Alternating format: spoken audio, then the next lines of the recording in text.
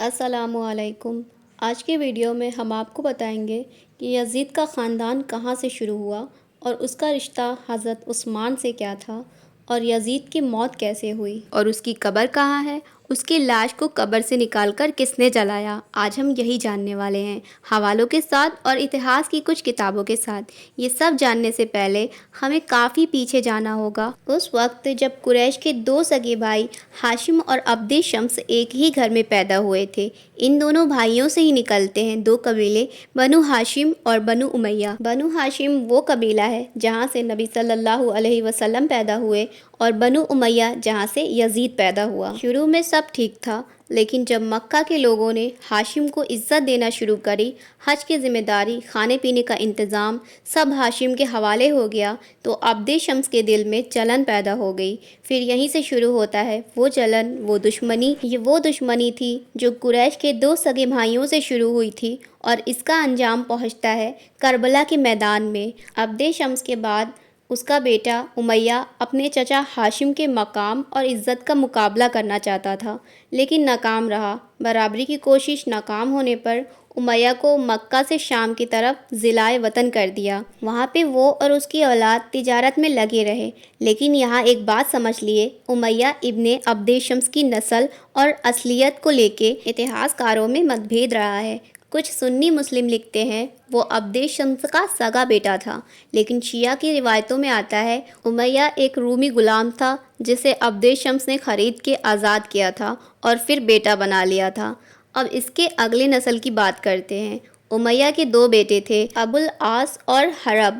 ابو العاص کی نسل سے پیدا ہوئے حضرت عثمان بن عفان رضی اللہ عنہ، جو اسلام کے تیسرے خلیفہ بنے تھے اور جنہیں بنو امیہ کے سب سے اعلیٰ پاک افراد میں گنا جاتا ہے۔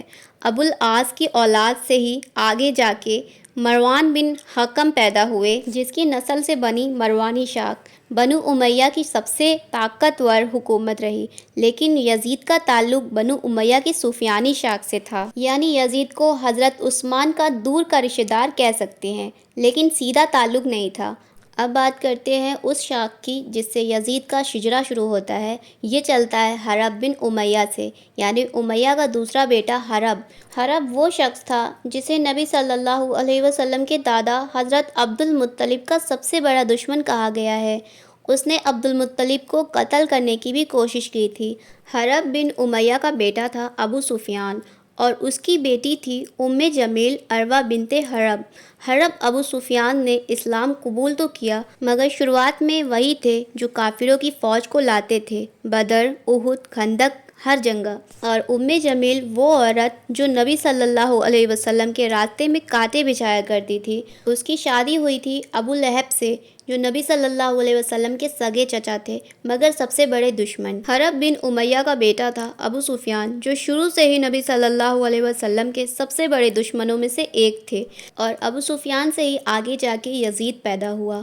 حضرت ابو سفیان کی بیوی تھی ہند بنت عتبہ، جس کا ذکر آتے ہی ہر مسلمان کا دل کانپ اٹھتا ہے۔ یہ وہی عورت تھی جس نے غزوہ احد میں حضرت حمزہ کو قتل کروایا تھا، ان کی لاش کی بے حرمتی کی تھی۔ پھر آیا سال 630 عیسوی، جب مسلمانوں نے مکہ کو فتح کیا اور مکہ کی سرزمین پہ کفر کی طاقت مر گئی۔ اسی وقت ابو سفیان نے اپنے دونوں بیٹوں کے ساتھ اسلام قبول کر لیا۔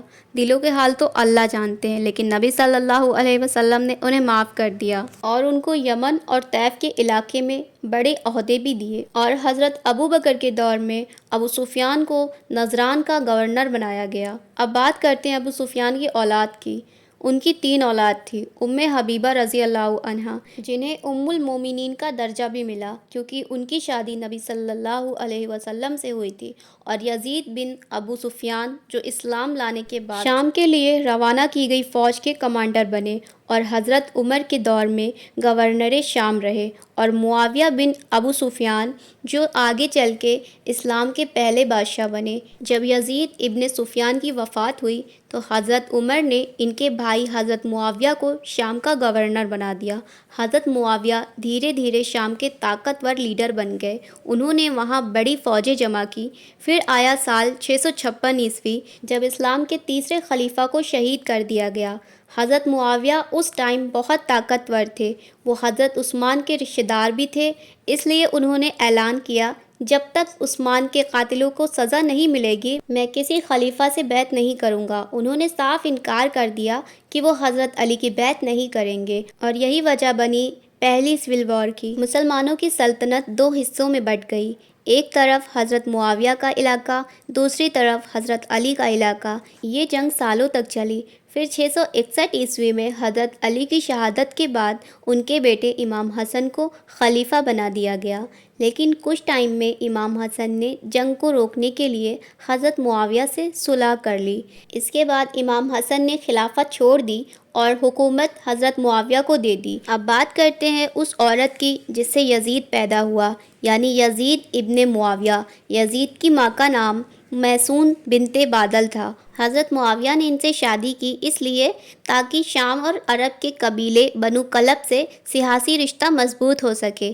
پھر تاریخ آئی 23 جولائی 645 جب حضرت معاویہ کے گھر ایک بیٹا پیدا ہوا، اس کا نام رکھا گیا یزید۔ اور 680 جب حضرت معاویہ کا انتقال ہوا، پھر یزید بنا بادشاہ۔ پھر یزید کے بیٹھتے ہی اتنا بڑا فتنہ ہوا جس سے اسلامی امت کو لہو لہان کر دیا، اور پھر ہوا وہ جو آج بھی کربلا کے نام سے مسلمانوں کے دلوں کو بھر دیتا ہے۔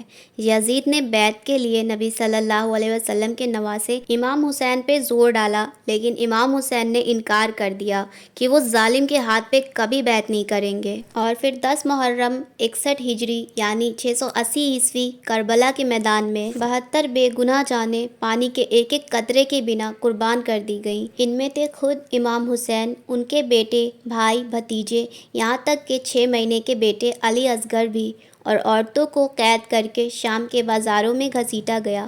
لیکن ظالم یزید یہیں نہیں رکا۔ کربلا کے واقعے کے 3 سال بعد جب مدینہ میں بغاوت بھڑکی تو یزید نے مدینہ پر حملہ کروا دیا، جس میں ہزاروں صحابی اور مسلم لوگ قتل کر دیے گئے، اور عورتوں کی عزت بھی محفوظ نہیں رہی۔ یزید کی موت 683 میں ہوئی تھی۔ اس وقت اس کی عمر صرف 38 سال تھی۔ تاریخ کی بک میں 3 الگ الگ باتیں ملتی ہیں۔ پہلی بات، ابن کثیر کے مطابق یزید شراب اور گناہوں میں تھا، اسی کی بیماری سے ہی اس کی موت ہوئی۔ اور دوسری بات، یزید شکار کرتے ہوئے گھوڑے سے گرا اور وہیں اس کی موت کی وجہ بنی۔ تیسری بات جو شیعہ کی روایتوں میں ملتی ہے کہ یزید کو زہر دیا گیا اور اللہ کے عذاب سے اس کا پیٹ پھٹ گیا۔ کچھ لوگوں نے لکھا کہ عباسی خلیفہ نے اس کی لاش کو قبر سے نکال کر جلا دیا تھا، اور اس کے بعد نہ اس کی سلطنت بنی نہ اس کی عزت۔ کچھ بکس میں لکھا ہے کہ اس کی قبر کو کھود کے اس کی لاش کو جلا دیا، اور کچھ میں اس کی قبر پہ لوگ پتھر اور گندگی پھینکتے تھے۔ آج اس کی قبر بھی گمنام ہے۔ یہ ویڈیو سے اگر آپ کو کچھ نیا جاننے کو ملا ہے تو میرے چینل کو سبسکرائب کر دیے گا، لائک کر دیے گا، شیئر کر دیے گا۔ السلام علیکم۔